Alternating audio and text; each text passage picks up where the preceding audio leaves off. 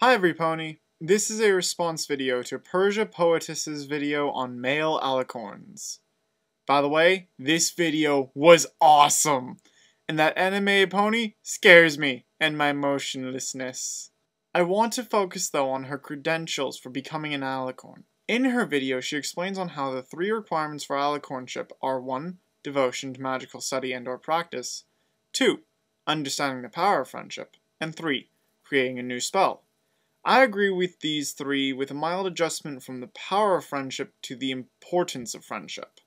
This because the original Alicorn sisters seem to have never had deep friendships except maybe recently. I do however want to add one thing to the list because of what being an Alicorn means. It is generally accepted that being an Alicorn is an ascended state for the beings of harmony in Equestria. So I propose that number 4 on this list should be that the focus of their study and mastery be harmonious to its core. This means that it in no way relates to a force used to cause disharmony. Friendship, love, and just rule are the current sources of ascension, and at their core are forces used to seek harmony, but there are often bumps along the way such as jealous friends, lust mistaken for love, and overactive monarchs. In the end though, the problems are worked out and these forces keep all things in the world running smoothly and fairly. This supports why Big Mac, Blue Blood, and the Wonderbolts have never ascended to Alicornhood. Big Mac harvests apples for the sake of supporting his family, Blue Blood is just a plain jerk and seems to enjoy disharmony, and the Wonderbolts are an organization of competitive Pegasi that constantly seek to get better than the other ponies. I do want to point out that anti-Wonderbolt ascension arguments presented by me and Persian Poet are fairly weak, and Spitfire might see a horn in her future.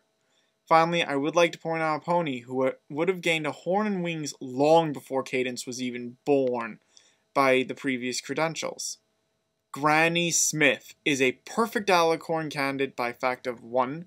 She learned all things about apple farming from her father, and then afterward probably did her own research to continue progress for Sweet Apple Acres. 2.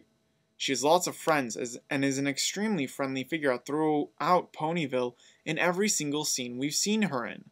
3. A new magic. Oh yeah, how about the years it took to learn the technique to harvest zap apples that produce a jam comparable to the food of gods, ambrosia.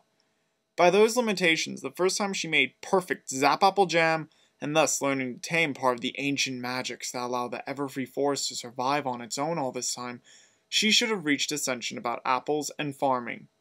By adding this 4th rule, however, ascension would be denied to Granny Smith because she did this to help support her family, and later assisted in building Filthy Rich's economic wealth.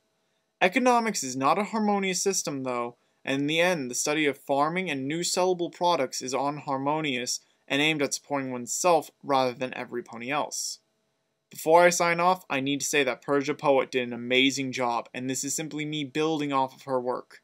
Watching her video has certainly opened my mind as far as Alicorn headcanons go.